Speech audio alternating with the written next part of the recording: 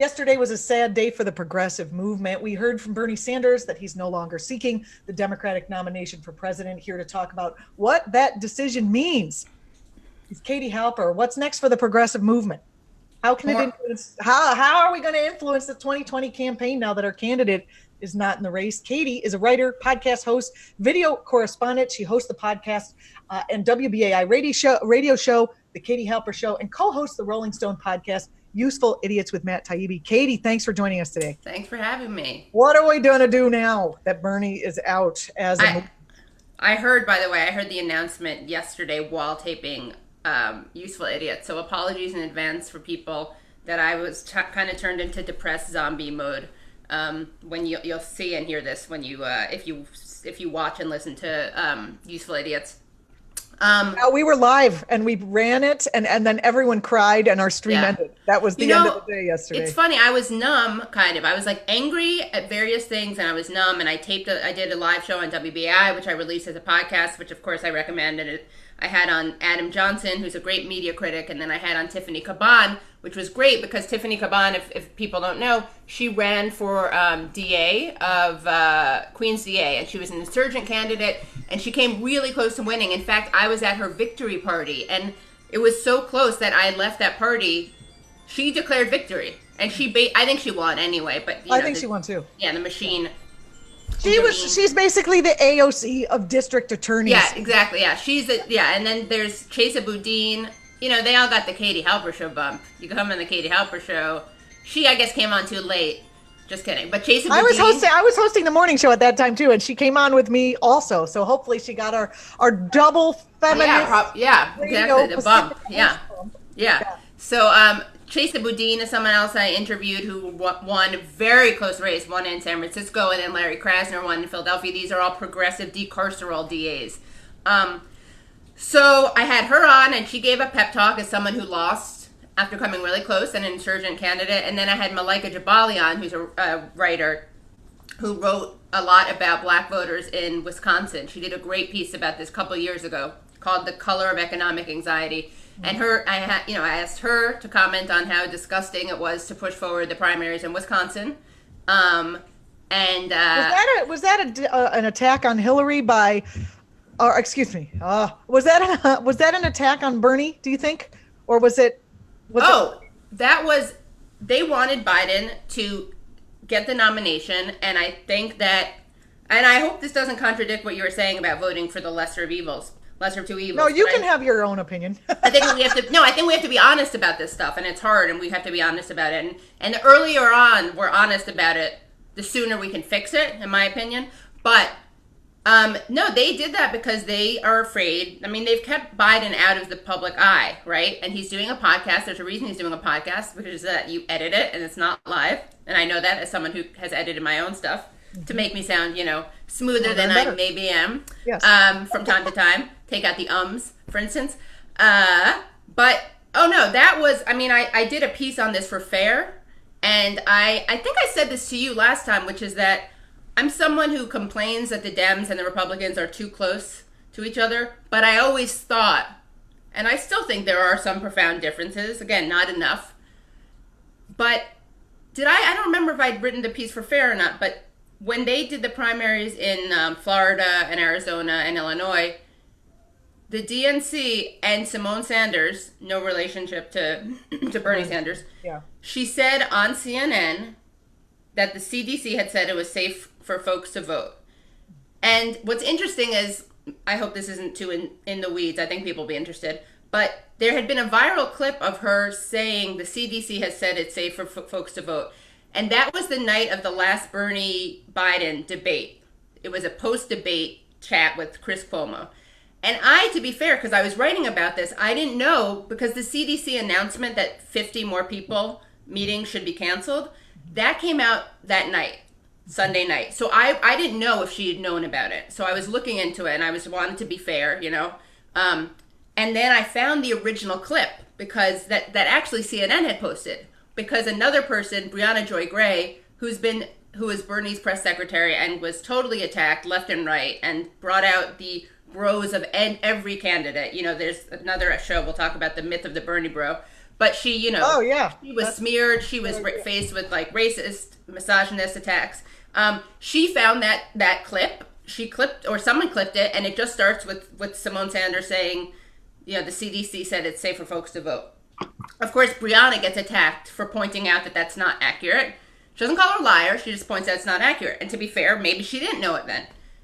But I found the full clip, and not only does she acknowledge that, but Chris Cuomo's very question is, what do we do now? The CDC says no meetings more than 50 people. And Chris Cuomo points out, which is most, he goes, and that's most voting places.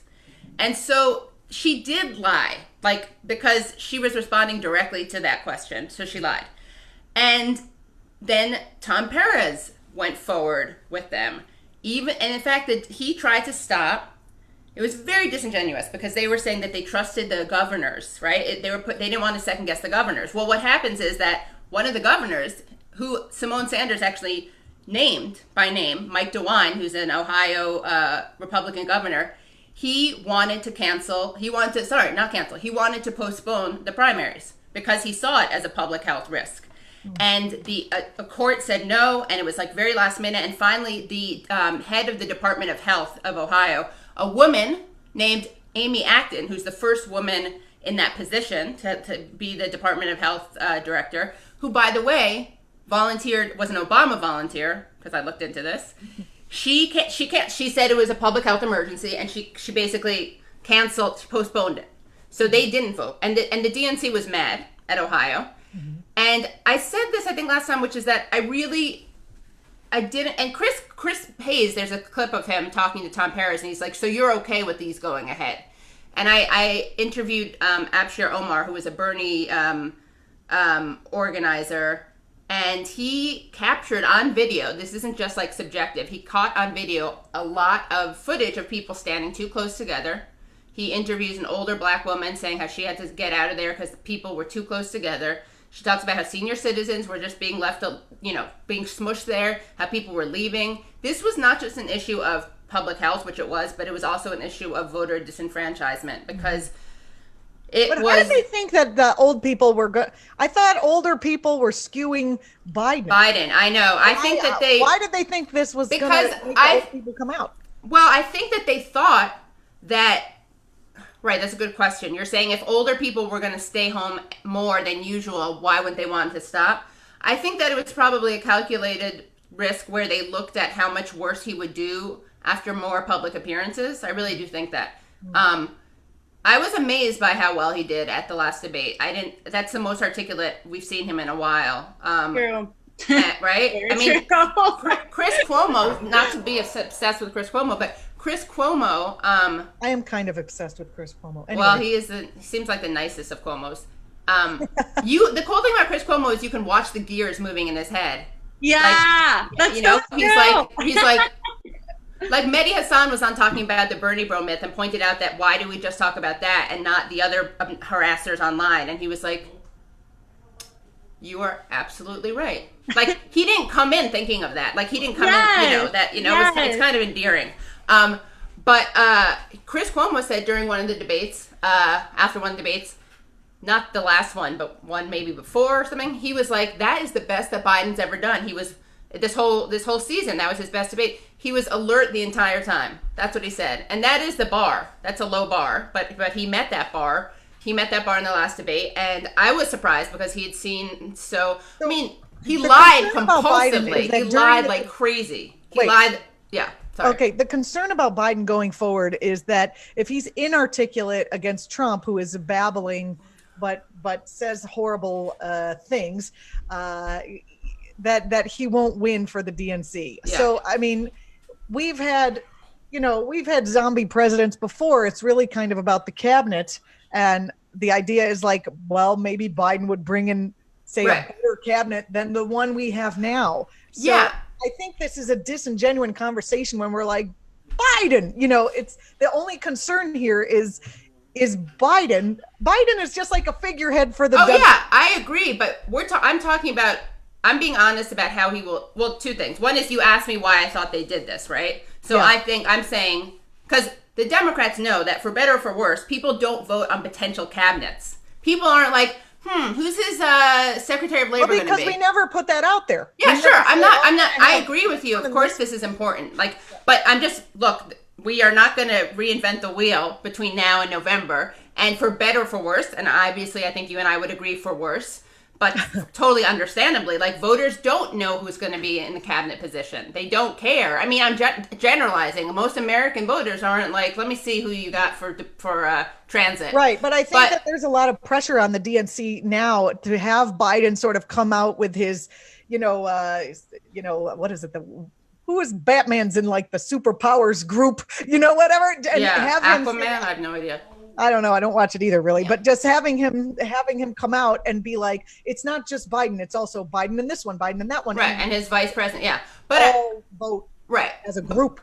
Yeah, I mean that's good, but I'm just, there are a couple discussions here. Though one is what the DNC and the Biden campaign were doing, and whether or not you would like it for people to vote based on cabinets.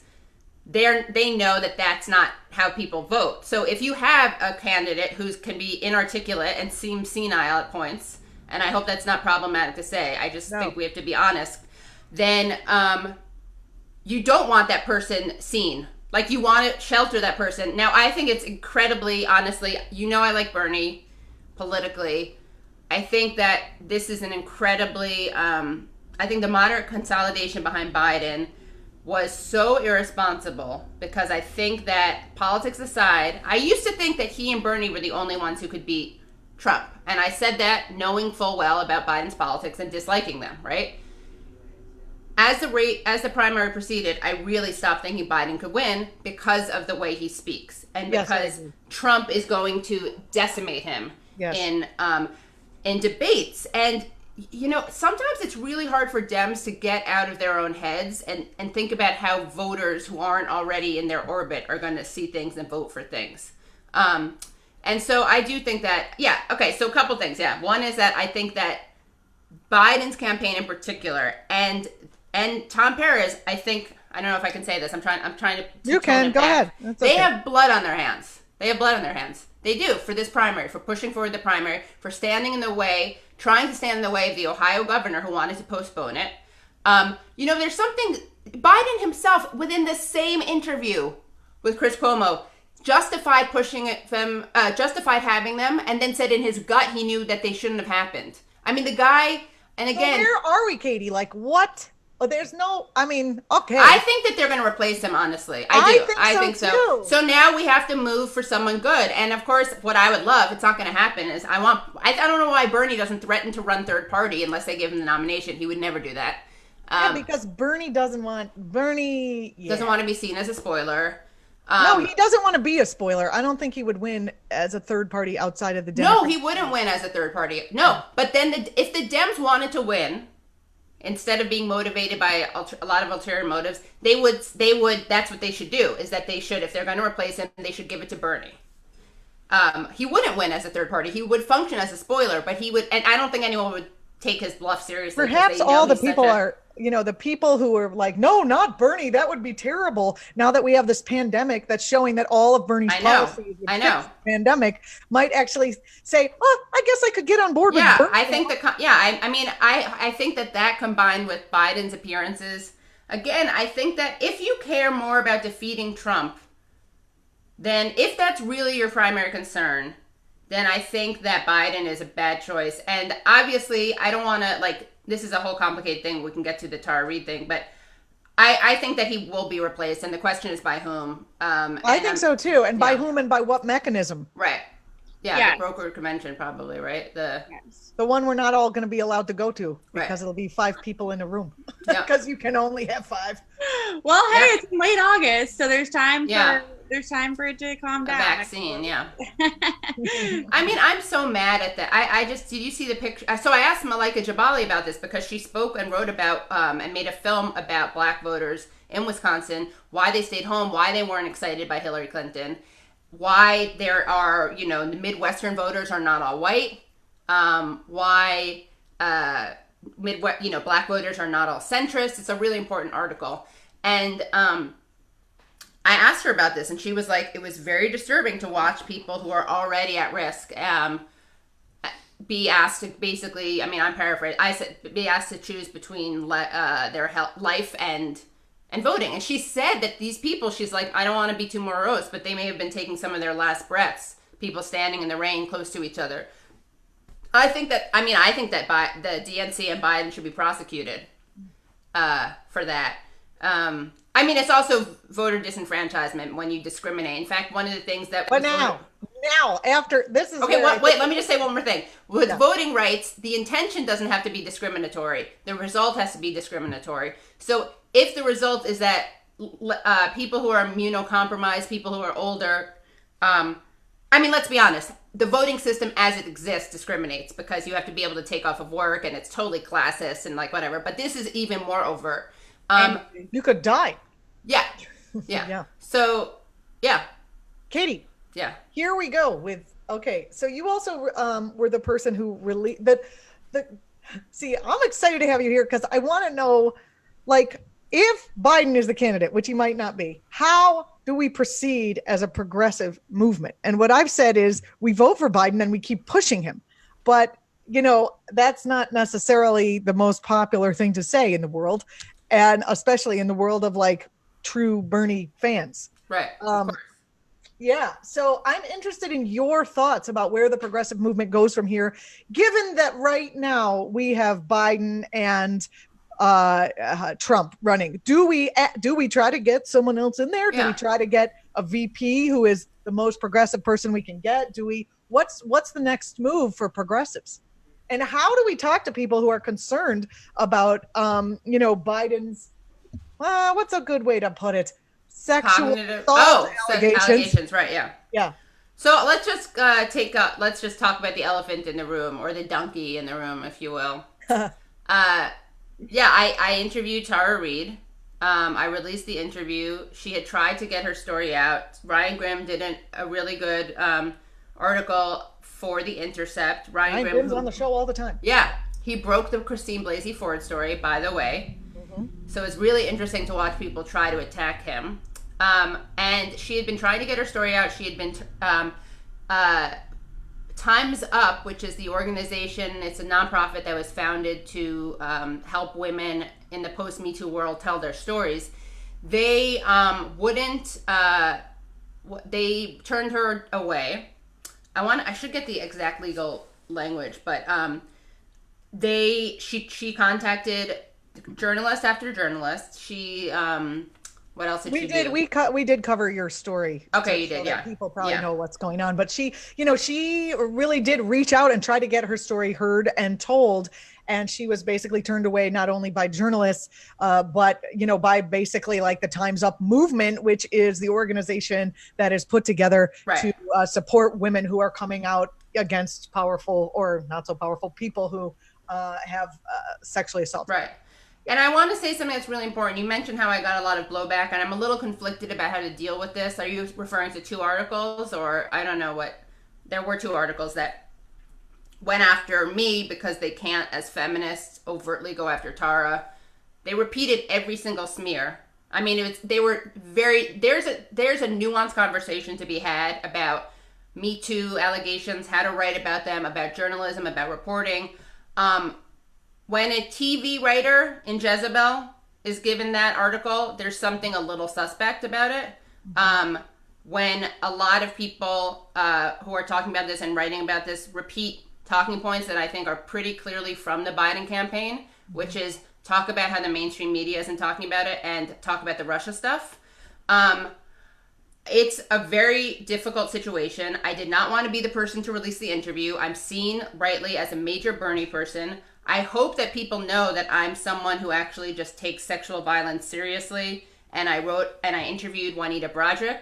And Juanita Broaddrick, I think part of the reason she became a Trump supporter was precisely because the women and liberals, progressives, and feminists who should have listened to her didn't. And Juanita Broaddrick, I believe, most people who listen to her story believe her. There are a lot of myths going on around her. And this was a time where I was like, let's not let this be another Juanita Broaddrick. Like, let's actually live our principles and apply our principles. And again, I didn't want it to be I didn't want to be the person, but no one was like, people, I reached out to people. No one was was responding to it until now. So whatever, they can like, I can take the hit. I mean, they can say I did a terrible job. I tainted the story, fine, but they're covering it now. And I just think that, yeah, I mean, I don't know what to say exactly except for the fact that like there are Me Too feminists out there, like Alyssa Milano had to take Me Too out of her Twitter bio, and they're smearing Tara with these talking points about being a Russian agent. Mm-hmm. There were the two articles that were written. I don't even want to mention them to give them more attention, but they were such. I mean, one was just an open Katie Halper ruined this story piece written by a TV writer, a television writer. That's her beat. In fact, the article before that one was about Drag Race. And nice. She contacted me because, you know, this is a woman who is writing about serious journalistic standards. The way she contacted me was by responding to a tweet that I wrote that got thousands of shares and likes. It was one about Tara Reade. Mm-hmm. Again, if like there are people who can definitely with more journalistic chops who can write this effectively, and it's not a television writer from Jezebel who reaches out to me through a tweet. And then Amanda Marcotte's piece was she's brilliant, Amanda. I'll say she's brilliant. It was really brilliant propaganda. And she managed to come off as fair and balanced, but of course wasn't. Like, she did this false equivalency.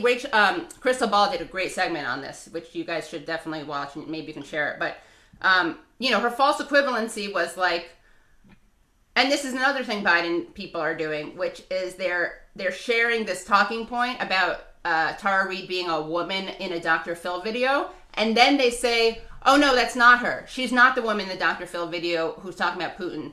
And that's a way that they try to like create credibility. Like, no, we're being fair. Anyway, so I mean, honestly, people should just be looking into the story, and instead of doing that, people are. I think the reason that this is all happening is because people are terrified that if this is the case, we have either no candidate or a rapist candidate against fascism, and they know that Americans are either too lazy, too dumb, or too. I hate to say that about our own party, but, you know, too unable to just vote based on do you want a fascist or not, to have this conversation. And I think that knowing that Joe Biden has, you know, not only his sexual proclivity or whatever you want to abuse history, but also his voting history, as Rebecca rightly points out, he's the one who set up the cages that the kids are now in. You know, some of his history is not acceptable at this point in our history, given how strong and how growing the progressive movement is. So what in the God's name do we do now with the moment that we're at? Given like he's been credibly accused, he is the candidate. There's an upswelling progressive movement that's definitely not going to let him make more cages at this point. He's not going to be able to get away with some of the things that he was able to get away with now. But also there's the issue of him being, you know, muddled. And I have a soft spot in my heart for people who are muddled, because after I had my kid, I became muddled for a few years. And I'm like, muddled isn't so bad. What's muddled? What do you mean by muddled? You know, muddled, like, you know, just when he talks, he doesn't talk in logical sentences. Right. Yeah. You know, yeah. So the question is kind of like, and this is this, I love posing this question specifically to you, because obviously from what we talked before and from the work that you've been doing, I know you're no Biden fan. I know you're a Bernie person. And what do we Bernie people do now? Yeah. And I think that, like, honestly, I do think that Biden is less destructive than Trump. Mm-hmm. I don't know what we do now. I mean, I'm not. What I won't do. Do you think people will get out? I mean, politics in the past has been like, "Yay, we love Obama! Hooray, we love this guy! We love this." Yeah, Biden has less enthusiasm than Hillary did, and obviously than Obama did. But I mean, I don't know. But I'm not. Progressives. They did this last time. Progressives are not to blame for for who the nominee is, and I mean, give me a day or two, and I'm not gonna do the like good out. Progressives are so not to blame. We all rallied around pretty much one candidate. Yeah, and the rest of them all shot each other in the face. Yeah, like, right. One candidate who actually was doing the best. I mean, and the media. I mean, the media tried so hard, so consistently to discredit him. They talked about his problems, his lack of electability. He was 1 and 2 in the race the entire time. He was in first place or second place in every poll. Maybe some he was in third, but basically first and second. And they talked about him like he was screwed the entire election. Bernie, yeah. He was, even when he was in first place. Yep. Look at the New York Times. I mean... Yeah, I don't. They almost had heart attacks live on the air when they found out he was in first place and people really loved him. Yeah, and I personally cannot get myself around believing that just because Liz Warren and the others dropped out before Super Tuesday and said you should vote for Biden, that everyone did that.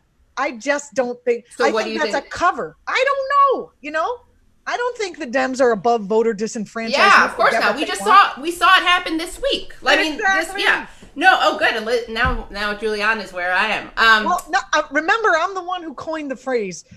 You know, I'm a Pacifica person working for act.tv, the most radical wing of the whole group of people that we work for. Yeah. Wait, what did you coin? What phrase did you coin? I'm the one who said feel the burn, and then Charles. Wow, you did? I'm the feel the burn person. Wow, Charles Lentner brought it to people who know how to work Twitter because he was a guest on my show. Did he ever credit you? No, Charles. Oh my God. He did, but it kind of just went did. Rolling. Yeah, right. So you should write a memoir. It doesn't really matter. Well, not me, us, right? I'm coining feeling the burn of like the Forrest Gump of like I helped people. That's good. You know. So I mean. Yeah. Anyway, Biden is not going to win anyway. He's not going to win because And let me say something. Anyone who blames me or Tara Reade for this, if you think that Trump wasn't going to get his hands on this story or hadn't already tried, and if you think he wouldn't have been strategic about when he released it and made it an October surprise, what's the thing? I have a bridge to sell you in Ukraine. I have a bridge to sell you. Yeah.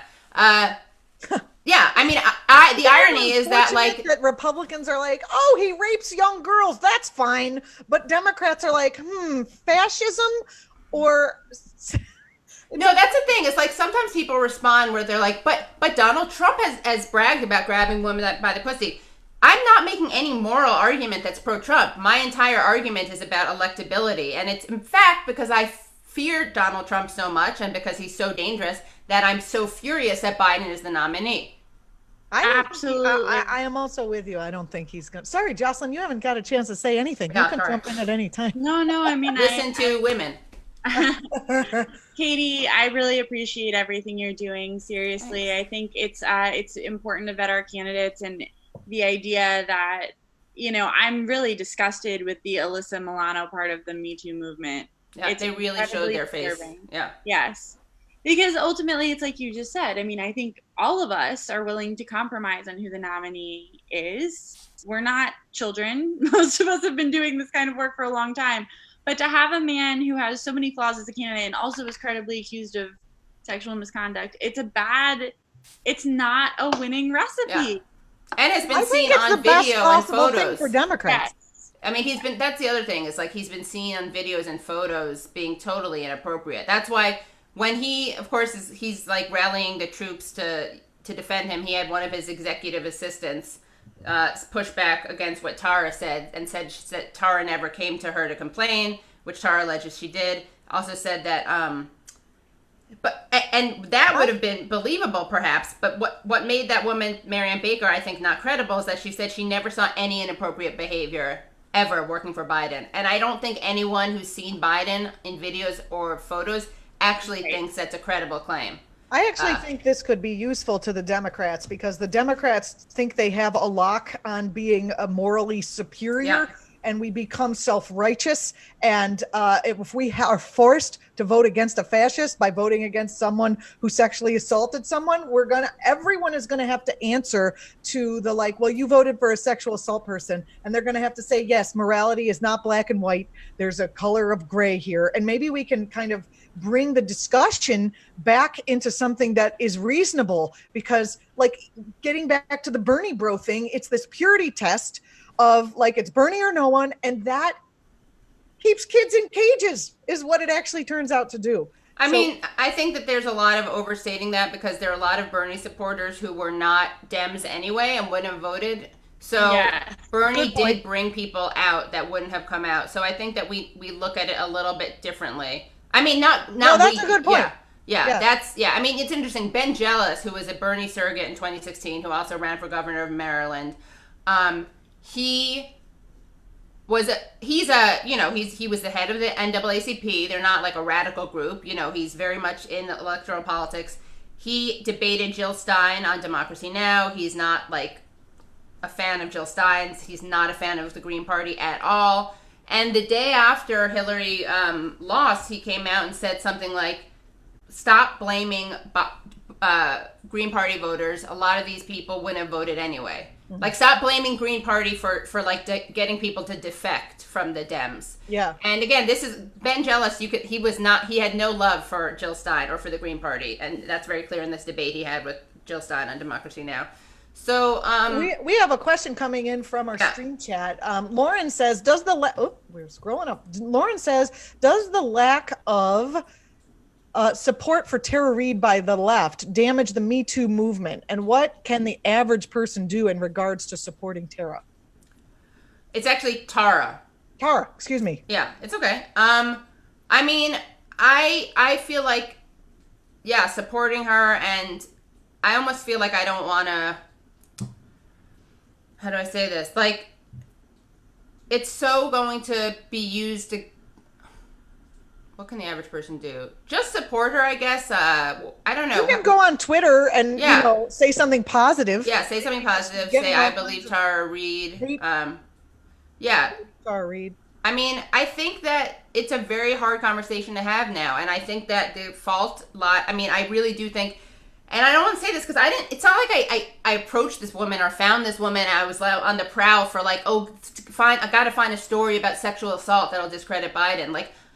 She had been trying to get her story out. I interviewed her, and I mean, I didn't do it to, I think the feminists who covered for Biden basically have a lot to answer for, and I honestly have compassion for them because I can see how frightened they are. Well, no, some of them, yes. Can I turn this light? Is that going to be weird?